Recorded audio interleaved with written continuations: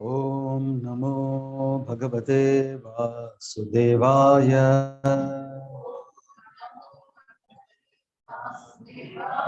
Om Namo Bhagavate Vasudevaya. Om Namo Bhagavate Vasudevaya. Jaya Sri Krishna Chaitanya Prabhu Nithyananda Sri Advaita Gadadhara Srivasadi Gaura Bhakta Vrinda. Hare Krishna Krishna Krishna Hare Hare, Hare Rama Rama Rama Hare Hare. Jai Shri Jagannath Baladev Subhadra Maiya ki, Jai Shri Gaurnatai ki, Grandhara Srimad Bhagavatam ki, Jai Shri Prabhupada ki, Gaur Siddhanath Premanande. Hare Krishna. Welcome to the second Bhagavatam class of the day. Thank you for your patience. You are hungry? No. So, Prabhu, please cancel the prasad. They want to fill their stomachs with Krishna Katha today. But I already had prasad. So very wonderful to see you all here with smiling faces. And many of you are adorned a tilak. You know, it's very good to see you like this. Actually, when you wear a tilak, it's a social service. Do you know that? When you wear a tilak on your forehead, it becomes a social service. How is it possible? Okay, one thing is, as Mataji is saying, we are creating an awareness that we are from a spiritual organization. We are practicing spirituality. So that could be an inspiration for others to follow. In what other way is that a social service?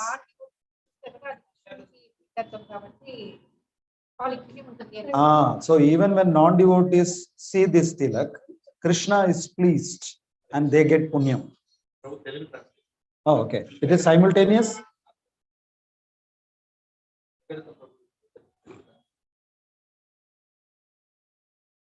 So that is also an important point. When you wear a tilak and when someone sees you with the tilak, when they take darshan of the tilak, many of their sins get washed away. Do you know that? When someone sees someone wearing a tilak, that itself purifies them. Many of their sins are mitigated. So I have to wait or? Okay. So isn't it a wonderful social service? When we talk about social service, we talk about giving food, we talk about giving water, building houses. But all those things benefit the body. But when someone's sins are getting washed away, we are actually benefiting their soul. So this is a highest form of devotional service. So next Sunday or next time when I come here, will I see tilak on all your foreheads? How many of you will say yes? So it's a very easy way to please Krishna. And when you wash away others' sins, you also get a credit. Isn't it? So simply by wearing a tilak, you get a benefit. So why to waste that? Isn't it? So actually people are all suffering in this material world. They all have a lot of problems. Isn't it? Have you ever seen anyone in this world who is saying, I don't have any problem? Yandara Sukham, Parama Sukham, Anandam. Have you ever seen one person like that in your life? Never. Are you like that? Our story is even worse. So why people are suffering in this material world? What do you think is the reason? Because of papa karma. They must have done a lot of papa either in this birth or in their previous births, isn't it? So that is why they are suffering.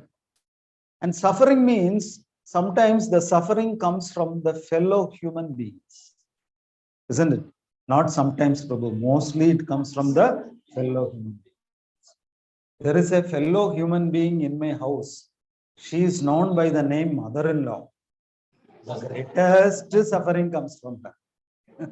Everyone is laughing. And if you ask the mother-in-law, she will say, there is one lady sitting by the name daughter-in-law. Oh my gosh, isn't it? So they have mutual love and respect for each other. So suffering is always there. And it most of the times comes from our fellow human beings. So how do we face that? Mostly people think they should change. Then my suffering will go away. My husband should change. My wife should change. I am a nice person. That is the problem. She is not nice. He is not nice. Is that a solution? People will never change. Normally, they won't change. If at all they have to change, they have to come to Krishna consciousness or take up bhakti. Otherwise, it is very difficult for people to change. And you cannot expect them to change. That's why Gandhiji told, don't scream for change. Be the change that you want to see in others. Isn't that correct? We are simply screaming for change. We need change. People should change. Nothing will change. If you want, you change. Others will not change. So you will have to put up with them. You'll have to learn how to put up with others' whims and fancies. Once what happened, Lord Buddha was there. And he was surrounded by a lot of disciples. And you know the name of the most prominent disciple of Buddha? Anyone knows? Ananda. Buddha's most prominent disciple is Ananda. So Buddha is sitting. A lot of disciples have surrounded him, and Ananda is also sitting close by. Suddenly, one stranger walked into the assembly. And he was very angry. He was very annoyed. So he straight away walked inside and asked, who is Buddha here? He asked. No introduction, no formalities, straight away. Who is Buddha here? Everyone was puzzled. No one does like that in the presence of Buddha. He is such an exalted personality. Everyone respects him. But this guy is walking in an angry mood and shouting and asking in a very rude way, who is Buddha? And Buddha very calmly raised his hand. I am Buddha. What can I do for you? And the stranger came close to Buddha. You know what he did?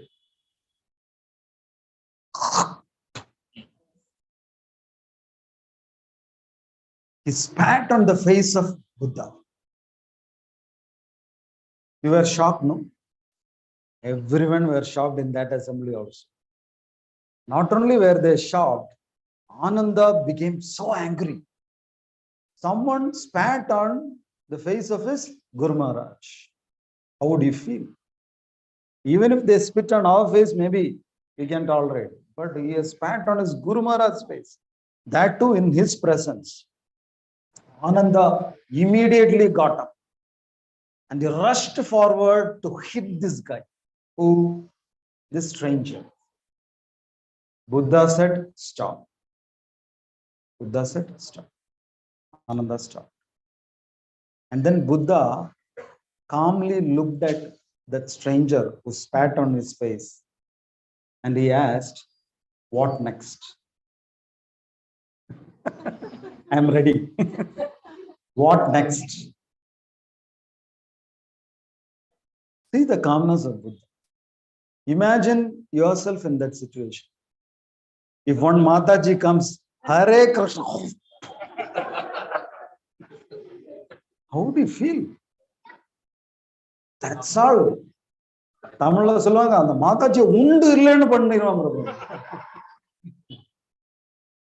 Mataji நீங்க கொஞ்சம் முன்னாடி காலில் விழுந்து நமஸ்காரம் பண்ணி அதெல்லாம் சரிதான், மூஞ்சில தூக்குனா என் கையில தூக்குனா பரவாயில்லையா? So you get angry, isn't it? It's a great insult, isn't it? But Buddha was very calm and he said, what next? And now it was the turn of the stranger to get shocked. He thought there is going to be a huge commotion. Buddha is going to hit me, he's going to scold me. That's what he expected. But Buddha is saying, what next? He got shocked.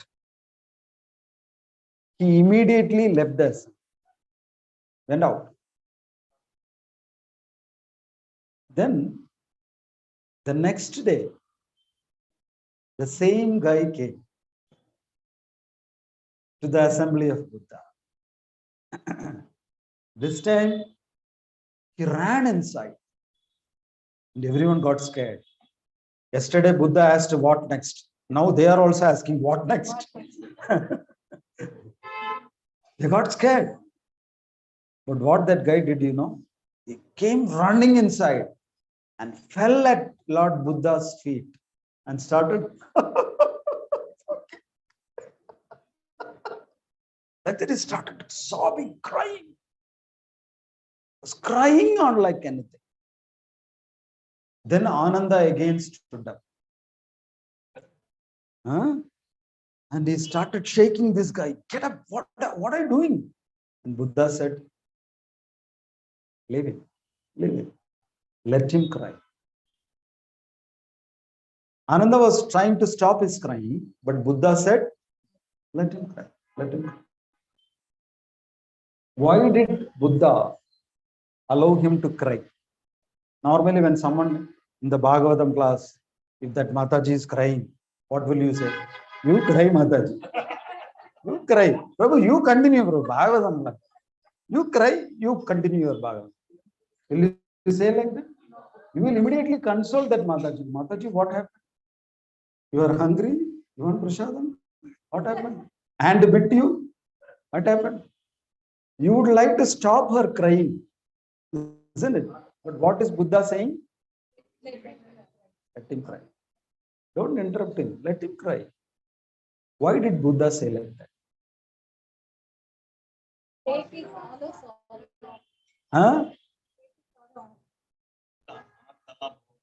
The Buddha said, yesterday he had something to say, but he did not know how to say that. So he said it in the form of spitting at my face. That's how he communicated his feelings. Today also he wants to say something, but he doesn't know how to communicate. So now he is showing that through his crying. That's it. This is how he is communicating. Let him communicate. Why do you want to stop his communication? See how Buddha is looking at things. Amazing way of looking at it, isn't it? So Buddha said he is trying to communicate. Don't stop him. Let him cry. And he cried for a long time. Buddha patiently waited. Then after some time he stood up and he said, please forgive me. Please forgive me. Then Buddha asked, why should I forgive you? This is the problem with Buddha. He'll ask all these questions. Why should I forgive you? Don't you know the answer? He's asking for forgiveness. Now Buddha is asking, why should I forgive you? Isn't that a stupid question? Isn't it? We all know the answer. But Buddha is asking, why should I forgive you? We all know the reason. He shouldn't have spat on Buddha's face. That's why he's asking forgiveness. It is so crystal clear. But Krishna is asking why, Buddha is asking, why should I forgive? Why? It is, Buddha said, yesterday you were angry and you expressed your feelings, anger, by spitting on my face. This is very important. Why you were angry? Because you must have heard.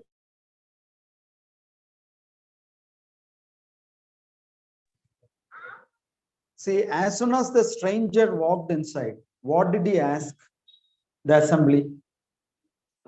Who is Buddha? So that shows this stranger has never even seen Buddha. Otherwise, would he have asked this question? Who is Buddha? So he has never met Buddha in his life. He has never interacted with the Buddha in his life. So, but he spat on his face. So he is angry, that is for sure. But is he angry on Buddha, or is he angry on some news about Buddha that he received? Huh? He's angry on the news. He's not angry with Buddha because he doesn't even know who is Buddha. How can he be angry with someone whom he doesn't know? I'm very angry, Prabhu. With whom? With that American lady. Where is she? She is somewhere in America. Have you seen her? No. But I'm very angry with her. It doesn't make any sense. We have to become angry with someone, we should know him. No. How can you be angry like that? So this very clearly shows that this stranger is not angry with the person Buddha, but is angry with the news, some information, probably negative information that he received about Buddha. So Buddha said, then why I should be annoyed about that? He is angry with the news. He is not angry with me. We are good friends. Okay. See how Buddha is taking that. See his viewpoint. This is very important. Then everyone asks, but he is asking forgiveness. No. Why are you not accepting that forgiveness? You should forgive him. No. Then Buddha said, I don't have to forgive. Why? Because yesterday he spat on my face. Do you think that even today I am having that spit on my face? I already washed it off. Now my face is clean. Now today, why he should ask forgiveness? That spit is already washed off yesterday. Now there is no need to ask forgiveness. Amazing. Isn't it? This is how we have to interact with our fellow human beings. It's very difficult. It's not easy. But this is the way to look at it. It is already gone. Now he is a different person. He is transformed. And Buddha is also a different person. How he is different? Yesterday, Buddha had the spit on his face. Now, Buddha is not having the spit on his face. So, he is also a different person. He is also different. So, what is the point of asking forgiveness? Is it possible to follow that in our real life? Very easy, no? Very, very, very, very difficult. But that is our goal. That is our goal. Always understand why that person is angry. Most of the times it is not with us. It is with something associated with us. Isn't it? That's why Jesus Christ said, hate the sin, not the sinner. Sinner has nothing to do with this. It is the sin that we have to hate. So, these are amazing lessons that we have to copy in our lives. And when problems come, we usually stoop down. When somebody spits on our face, we will spit 2 times on his face. He has spat only once. But he will do poo poo. நான் என்ன கம்மியான ஆளா? எனக்கு வாய்க்குள்ள கொண்டு எச்சில் இல்லையா? 1 litre வரும் பாக்குறியா? This is how we do it. So when we do like that, are we raising ourselves to a higher platform, or are we going down towards a lower platform? We are going down. By going down, can you solve that problem? Only if you go up, you can solve the problem. That's why one Maharaj said, spirituality doesn't mean you run away from all the material problems.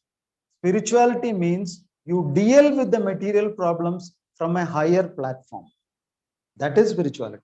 Spirituality is not escapism, running away. I'm going to Himalayas. No more doing with my wife. After 1 month, the wife will hear a knock at the door. Hare Krishna, I'm back. Who is that? The husband who went to Himalayas last month. So, in spirituality, we don't run away from problems. We face the problems from a higher platform. Higher platform means we should all buy a ladder and keep in our house. Whenever the husband fights, we climb on top of the higher platform. Prabhu said, spit from a higher platform. Does that mean that way? I don't mean that way. Higher platform. Going high means not with the help of a physical ladder, but with the help of the consciousness. Elevate your consciousness. That's how you climb high. Suppose someone is living at the foothills by the valley of a mountain, and suddenly a flood came. If you have to escape from the flood, should you go down further towards the valley, or should you climb up the mountain? As and when the water level rises, what you should keep doing? Climb up, climb up, climb up. After some time, the water will think there is no use. I cannot drown this guy. He is keeping on going up. Let me go down instead, and it will flow. That is how we face the problem. When problems come, we go higher and higher up. Elevate our Krishna consciousness.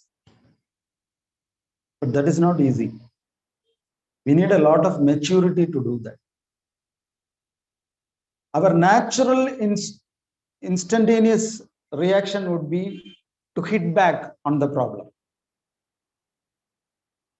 Tit for tat. That's how we usually look at it. When we approach with that mentality, tit for tat, you will have some instantaneous gratification. He hit me, I gave him 2. You feel good for that particular moment.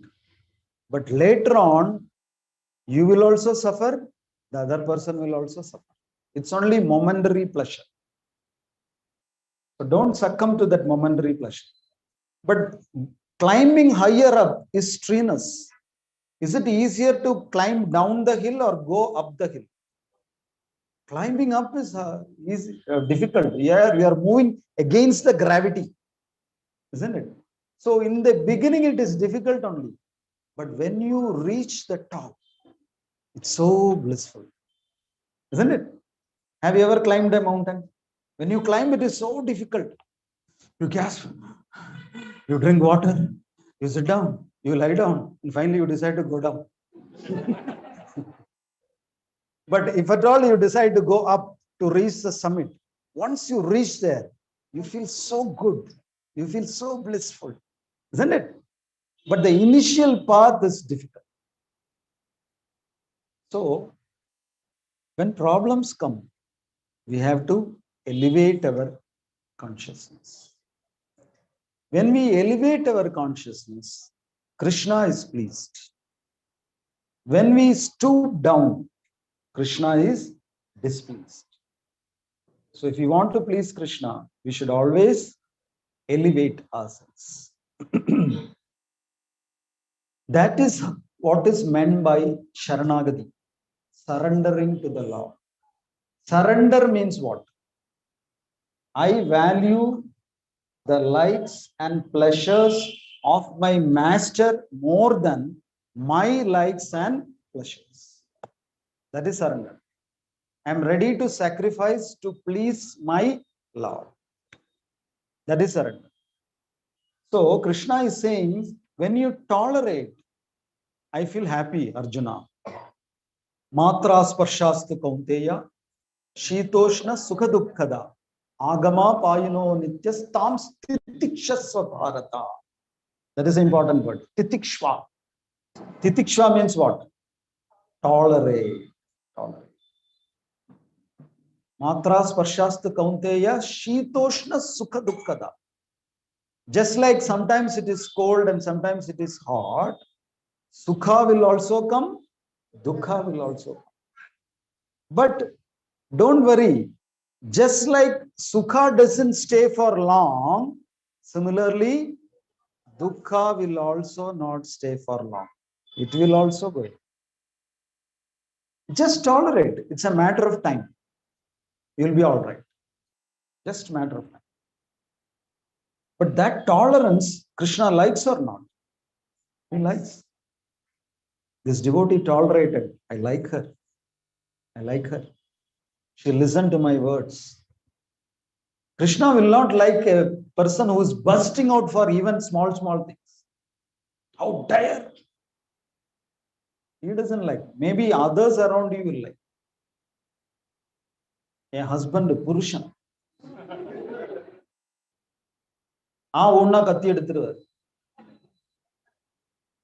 It looks good in the beginning days.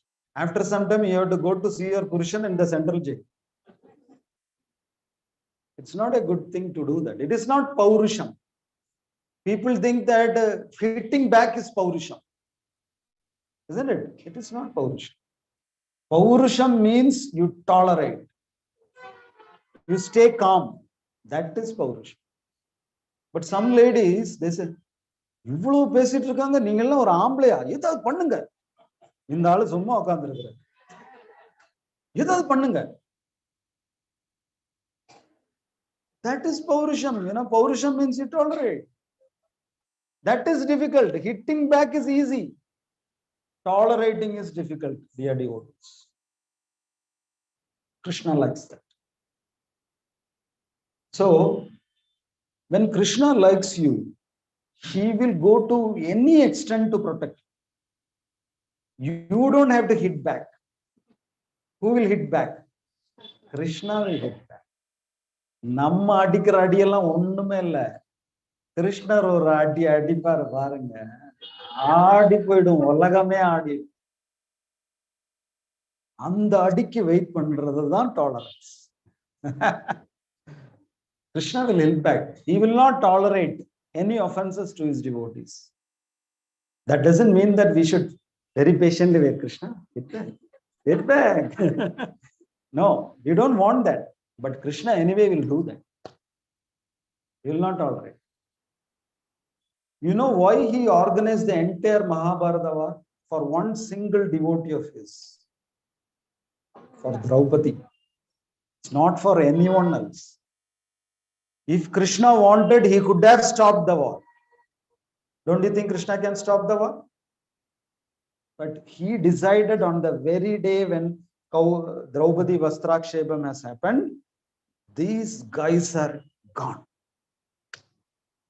That's it. And Krishna never went back in that decision. Just for one lady, one devotee's sake, he conducted the entire Mahabharata. So, tolerate. Tolerance is very important. It's not only pleasing for Krishna, it is pleasing for your body also. If you don't tolerate, if you flare up, your BP will also shoot up. Why do you want to unnecessarily spend money for buying BP medicine? Stay calm, isn't it?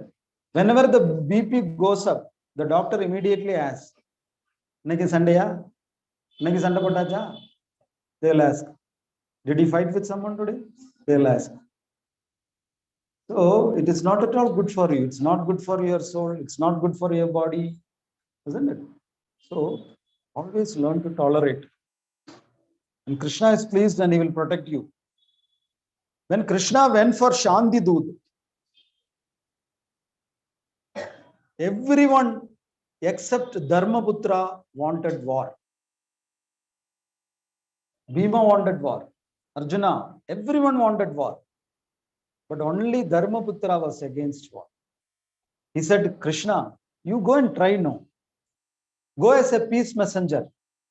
Stop this war somehow. Krishna said, okay, if you say I will try. Okay, when I should go? Immediately go. 11 o'clock, there is a train to Hastinapur. Don't miss. Snacks and all on the way you get. So immediately, Dharmaputra pushed him to Hastinapuri for peace talk, Shanti Doot. Just when Krishna was about to go, Draupadi came and she said, 1 minute, Krishna, 1 minute, can you come inside? 1 minute. See, whenever ladies call you inside for 1 minute, never go inside. Especially when wives call, don't go inside. Draupadi, Krishna, poor Krishna is going for a peace talk.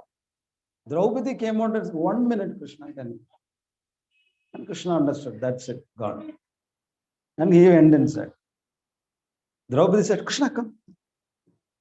She is very loving that day. Come, sit. No, it's okay, it's done. Do you see this? Draupadi asked. Do you see this? Yeah, beautiful hair. Which shampoo did you apply?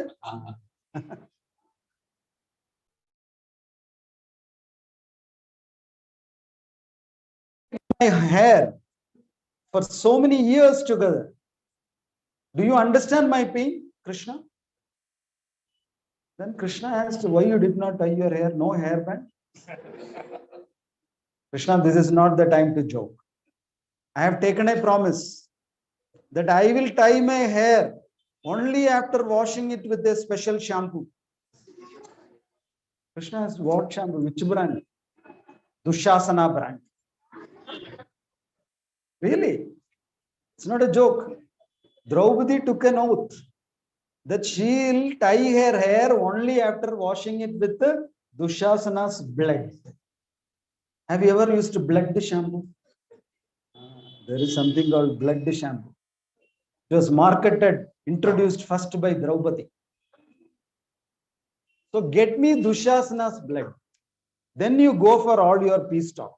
I don't mind. Then Krishna understood, okay, there is war going to happen for sure. For that devotee, Krishna decided war. And Krishna went to Hastinapuri. And there, people are standing on both sides of the road, welcoming Krishna. With the Talapuli, Purna Kumbha. You know what is Talapuli? You know what it is? What is Talapuli? Talapuli means girls will be lined up. They will be wearing a special attire. And they'll have a talam, a plate in their hand. And in that plate, there will be a lot of flowers, fruits. And in the middle of that, they'll have lit a diya, a ghee lamp. They will say, Swagatam, Swagatam, Swagatam Krishna, Sharanagatam Krishna. Like that, they were welcoming Krishna. And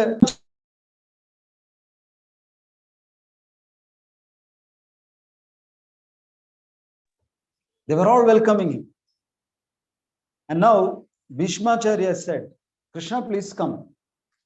Please stay in my palace. He invited, please stay in my palace. Krishna said, it's okay. And he moved ahead. Then Dronacharya was there. Krishna, please stay in my palace. All facilities are there. AC, power backup, lift facility, everything is there. Please come. Krishna said, it's okay. Then Duryodhana came. Please come to my palace. Wonderful palace, best palace in Hastinapur. Please come. Krishna said, it's okay. Then finally, Krishna, leaving all these palaces, went and stayed in a small house. No facilities.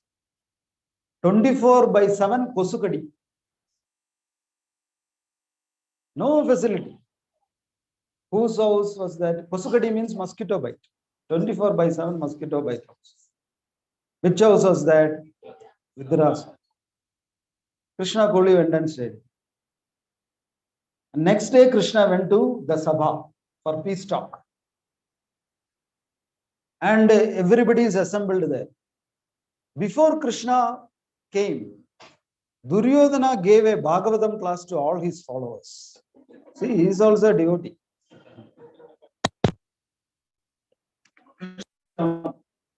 Anytime, when he comes, nobody should stand up or pay obeisance or respect to him.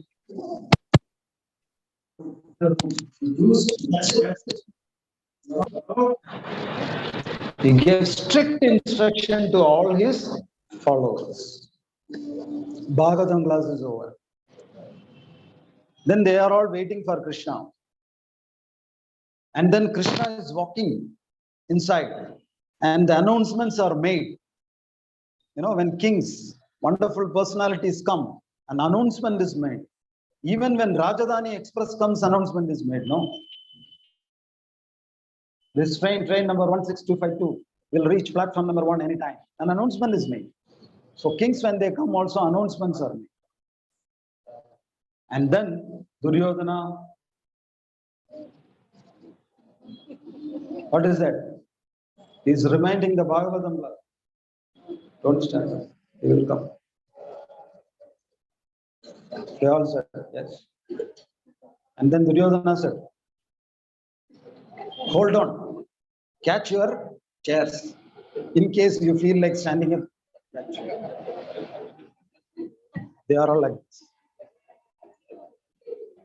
And Krishna is slowly entering. They are all anxiously waiting, holding on to their chairs. They will not stand up. And as soon as Krishna entered, Duryodhana stood up first.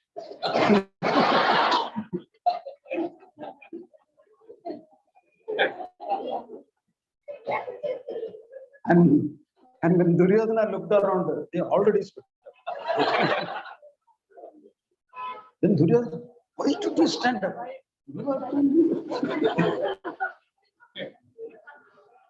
Respect's not for him, for you. So Krishna came. They all stood up. They all paid their obeisance. And then Krishna said, why should you fight, Duryodhana? Let's have peace. You know, why you want this unnecessary bloodshed? Please give them some land. They are also Kshatriyas. This land belongs to them also. It's fair enough. Please. But how much ever Krishna pleaded with Duryodhana, Duryodhana never listened. And finally what he said, I will not give that much land to put a pinprick. Even that much land I will not give. If they want, let them fight and get it. It's very clear. And then when Krishna went to Shantidur, Draupadi clearly told him that she wants Dushasana shampoo. So war must happen. That is for sure. Right? So Krishna also knew war is going to happen. Then why did Krishna go to Hastinapur, wasting all the train fare? Huh? Yudhishthira's request? More than that, Krishna had two important agenda in his mind. He had two important things to do at Hastinapur. The first thing was, Krishna was scared of Vidura. Vidura is one of the most exalted devotees of Lord Krishna. But in this particular context, Krishna is scared of Vidura. Why? Why he is scared of Vidura? Huh? Krishna knows for sure that war is going to happen. In case the war happens, definitely it is going to happen. If war happens, on which side will Vidura fight? On the Pandava side or Kaurava side? On the Kaurava side only he can fight, because he belongs to that place, isn't it? So Krishna is scared of this. Vidura will fight on the side of Kauravas. Why Krishna should be scared? Because he is a Dharmatma. He is an embodiment of Dharma. In Ramayana it is said, Ramo Vigrahavan Dharmaha. If you give a form to Dharma, it will look like Lord Rama. Ramo Vigrahavan Dharma. So similarly, Vidura is an embodiment of Dharma. Wherever there is Dharma, there will be victory. Isn't it? Wherever there is Dharma, victory will automatically go to that side. So if Vidura is going to fight on Kaurava side, who will win? This is Krishna's problem. So Krishna's Vidura should not fight. He should not participate in the war. This is why he has come to Hastinapur, not to stop the war. He knows war will happen. So how to stop Vidura? So Krishna is pleading with Duryodhana that please share some land with your brothers. So Duryodhana is not hearing, and he's raising his voice. And Vidura is sitting there and listening. And Krishna is bending down, bending down. Duryodhana is climbing up, climbing up. He's elevating his consciousness, just like we said sometime back. He's scolding left and right Krishna. And every time Duryodhana scolds Krishna, Krishna will look at Vidura. Krishna is very clever, very clever. He will purposefully plead, please Duryodhana, please. Then Duryodhana will become more proud. He will start scolding Krishna. You are after all a coward boy. What do you know about war? Then Krishna will look at Vidura. Then again Duryodhana will say, you are not a Kshatriya. You are afraid of war. If you don't want war, you don't fight. You go and hide inside the house. We men will fight. Very clever. Why is Krishna giving this sidelong glance to Vidura? Why? Huh? Why? He's not saying a single word to Vidura, just glancing at Vidura in a very pitiful way. Why? See, I'm requesting so much, but they are ready to fight. See, actually, Krishna is waiting for the right moment. Krishna knows that Vidura loves him like anything. If someone scolds you, you may bear it. But if someone scolds a person whom you love very much, you will not tolerate. So Krishna is waiting for that moment when Vidura will burst. He's waiting. Slowly Vidura's anger is building up. Finally, whatever Krishna wanted happened. Vidura stood up. He said, hey Duryodhana, whom do you think you are? He is Krishna, Supreme Personality of Godhead.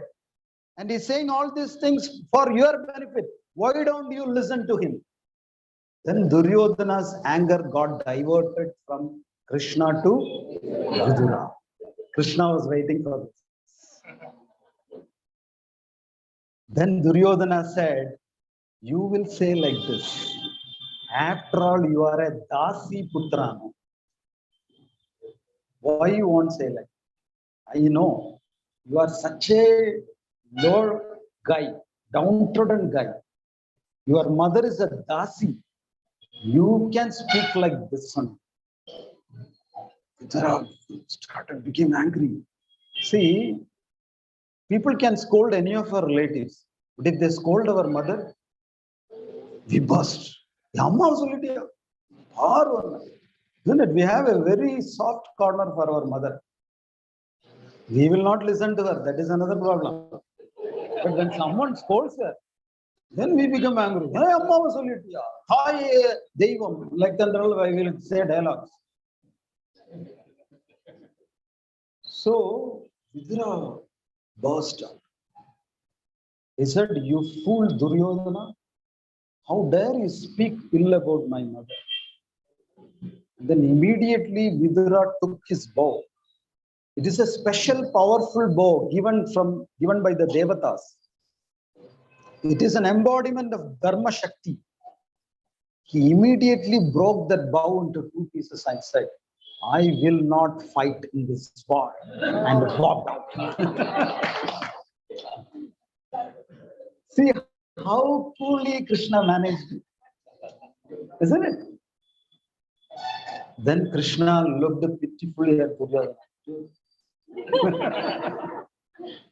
Not even a single word to Vidura. This is smartness. You know, this is how we should be. We should have the goal in the mind. But don't talk, make a big halla balla. Be silent. Wait for the right opportunity. It will happen. That's why in Malayalam there is a saying, Minda Pucha Kalamudakya. You know that? Minda Pucha Kalamudakya. Pucha means cat. In the house there will be a very poor cat. Well-behaved gentleman cat. But every night the quantity of milk is reducing in the kitchen. Nobody will doubt the cat because that cat is a gentleman. But one night when they got up and saw the gentleman cat is only drinking all the milk. So very silently they will do their job. Some people are experts in it.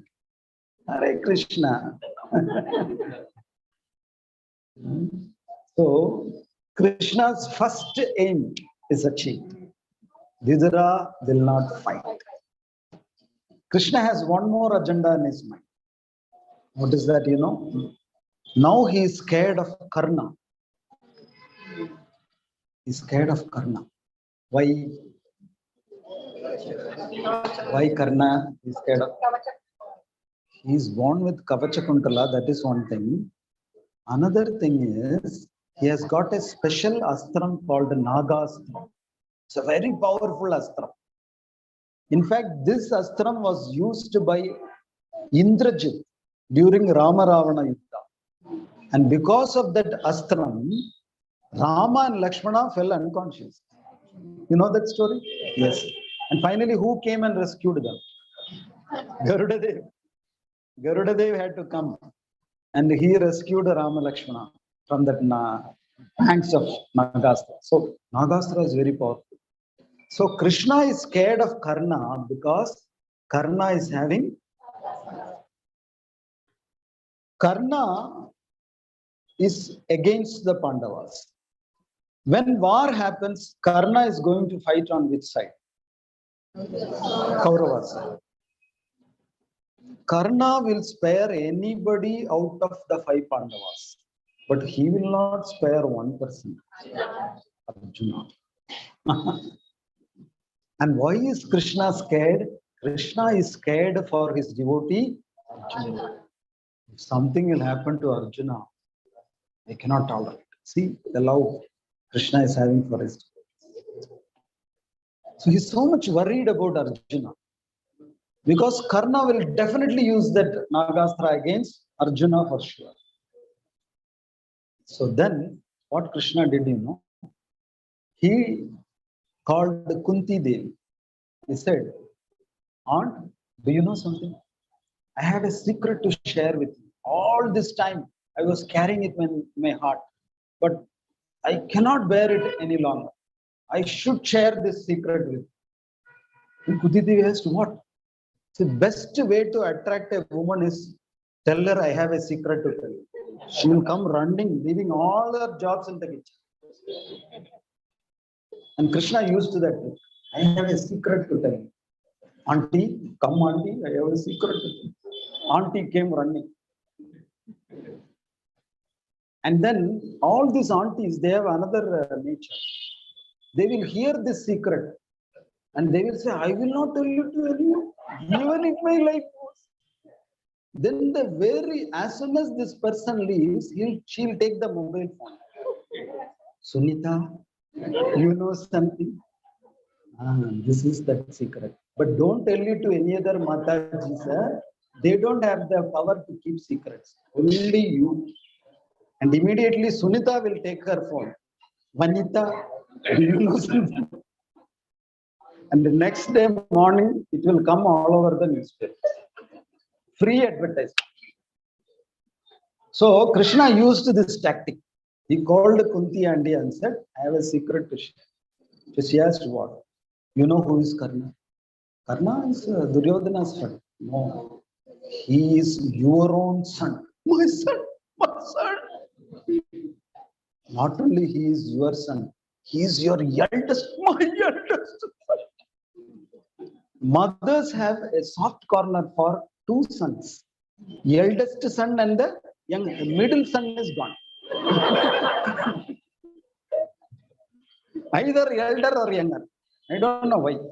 It's always like that.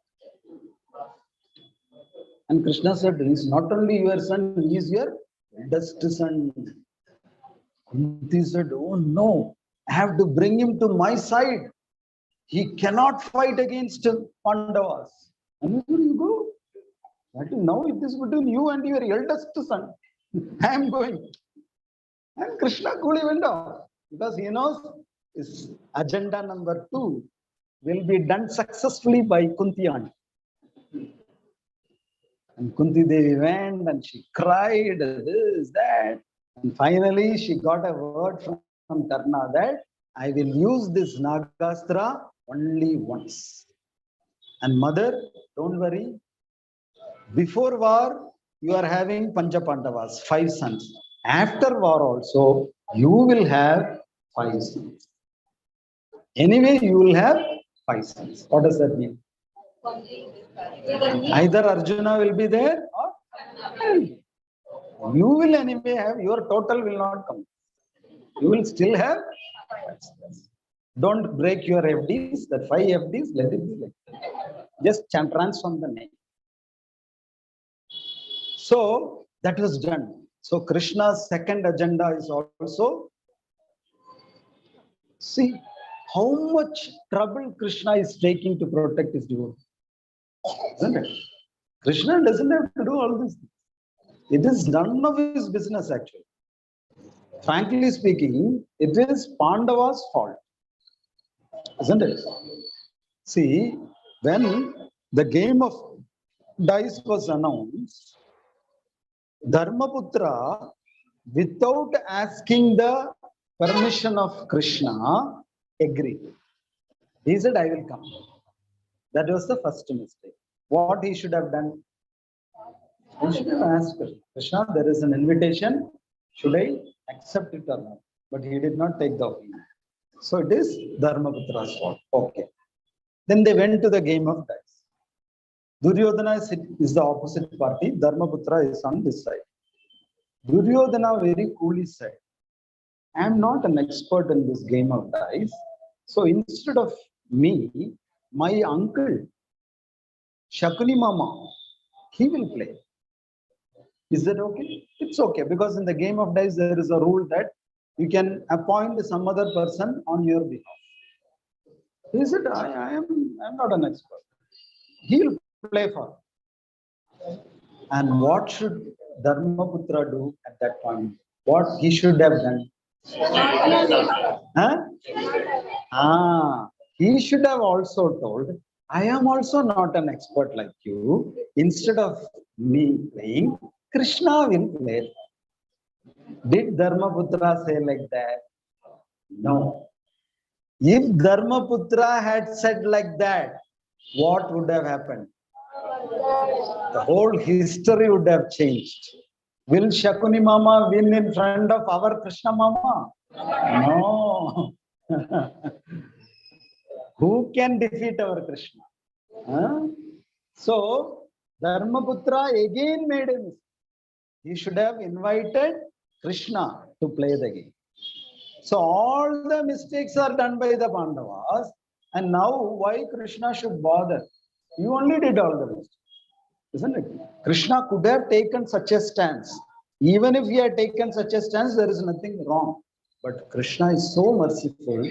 Even though the Pandavas did not listen to him or obey him, he still worried so much about his devotees. So that is the Bhakta Valsalya of Lord Krishna. Jai Sri Krishna Bhagavan ki Jai. Jai Srila Prabhupada. Hare Krishna. Thank you so much for your patience. So please become a devotee of Krishna by chanting Hare Krishna, Hare Krishna, Krishna Krishna, Hare Hare, Hare Rama, Hare Rama, Rama Rama, Hare Krishna. Thank you. Have any questions?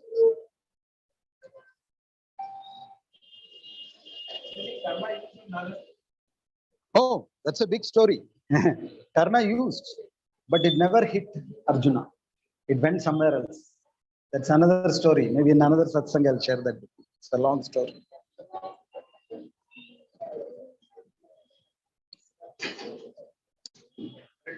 Hare Krishna.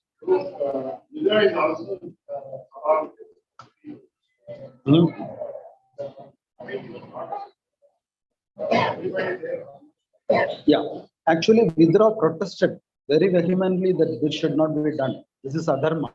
But then Vidra was never given any executionary powers because he was a Dasi Putra.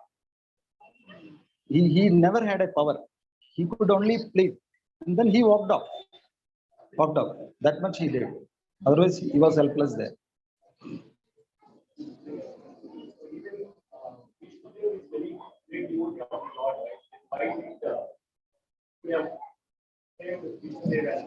Yeah. See, actually, there are two kinds of dharmas. One is a samanya dharma, another is a visesha dharma. Okay. For example, not telling a lie is a samanya dharma. You are not supposed to tell a lie. But if that lie will save someone's life, can you tell that lie? Is it okay? It's okay or not? It's okay. So then it becomes a visesha dharma. In the first instance, not telling a lie is a samanya dharma. But here it becomes a visesha dharma. So similarly, Bhishmacharya had got two dharmas in front of him. One is samanya dharma because he made a promise that I will always stand by the ruler of this kingdom, whoever it may be. That is samanya dharma. But the visesha dharma is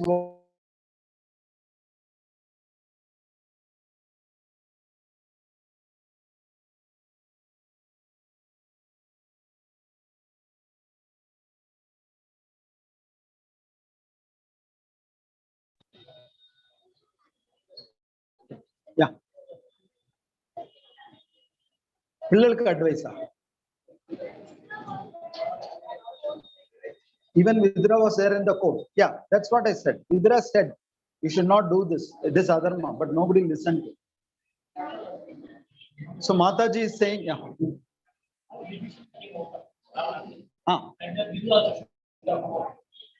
That's why he did not participate in the war. He never went inside. Yeah. No, he was always Vidura's role in that whole Kaurava Sabha is an advisor. His role was an advisor. He used to advise Dhritarashtra, he used to advise Duryodhana, and Vidura always had a hope that someday Duryodhana will change. But it never happened.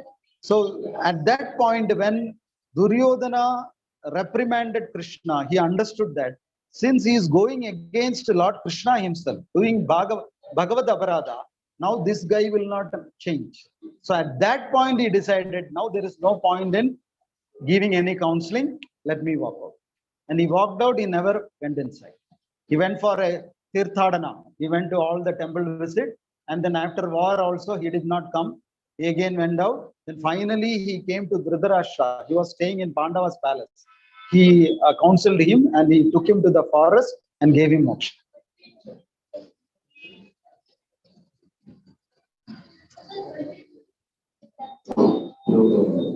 In regards to Buddha, so in the stages, was so patient. So you have that wonderful attitude. How he devotees with the devotee in such a type of situation comes, how to target things that we go. Yeah. See, this usually happens even within the devotee community. Sometimes we have a lot of interpersonal relationship problems with our fellow devotees. So, why it is very important with the devotees is, suppose you are hitting back at a non-devotee, you are fighting with a non-devotee, scolding a non-devotee, you may fairmost incur a sin in case you are wrong. That too, in case you are wrong. You will not incur even a sin in case you are correct. But if you do that with a devotee, even if you are correct, you may incur an aparadha. Understand? So, an aparadha is more dangerous than a sin. Sin can be easily washed away, but aparadha doesn't go off so easily. So, it is all the more important to stay tolerant in a devotee community, because if you lose your cool, then you may end up in incurring an aparadha which is very difficult to erase. So, whenever you become a little angry or you feel I'm losing my cool, you should always think about it. I will end up committing an offense. Let me not do this. In case you feel that this devotee is doing something very grossly wrong, either you can speak to him in a very cool way. If that is not possible, this case can be elevated to a senior devotee. That's how we solve it.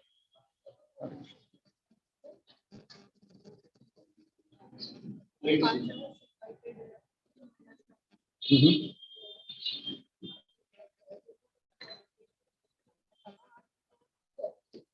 Amazed. And also, Draupadi, she's not she's not law. But even though somebody else again convinced me saying that she's not Draupadi, so it is just a so they would have, because of that only think of Atmahatya. So after that only because of that only he took a game of life. Yeah, you are referring to that instant where Draupadi made fun of him in that sabha. He fell into the water. She laughed at him, isn't it? So that was the triggering point. Yeah. So what is your question? So somebody else they can help you. So she is not laughed at you. So somebody else, Saki, they were having fun with you. So that is not at all Draupadi. She respects you a lot. But that is not the truth. Actually, Draupadi only laughed. And she laughed at Duryodhana only. And on top of that, she laughed and she stopped. Then she couldn't control her laughter. Dharmaputra scolded her, "Don't laugh. It will be humiliating for Duryodhana." But she couldn't control it. She was closing her mouth like this. And then she looked at Krishna. Krishna said, "You laugh." And then she lost her full control. She laughed like an. Actually, Krishna only instigated her to laugh. So she only laughed. And one more thing. Vidura, actually, he's in the Dharma Paradi. So, what is the Dharma did by the Kaurava? What is the dharma? By Kaurava. Kauravas. Kauravas actually they were doing adharma only, because actually the land legitimately belongs to the Pandavas. Because Pandavas' father was the king. Pandu was the king. So the kingdom should go to the Pandavas. But even then they were so magnanimous that they shared half of the kingdom with the Kauravas. But even with that, Kauravas were not satisfied. They wanted the full kingdom. So they invited them for a game of dice, and they took away their kingdom and all. So the adharma was always done by the Kauravas. They did not do any dharma. So that is why Krishna couldn't stand with them. Not even a trace of dharma they did. But either would have been taken the side Vidura cannot come to the side of the Pandavas because he is eating at Kaurava's palace. There is a rule which states that if you eat from someone's house, you cannot go against them in any context. That is one Shastra injunction. So Vidura is helpless. At the most, he can stay neutral. That's what Vidura did. He did not take part on either Pandava side or. Okay, Hare Krishna, thank you. And Mataji said we should give some advice to the children. But if I ask the children, they will say, please give some advice to our parents. I am confused. So let that confusion go on till my next class. Thank you. Hare Krishna.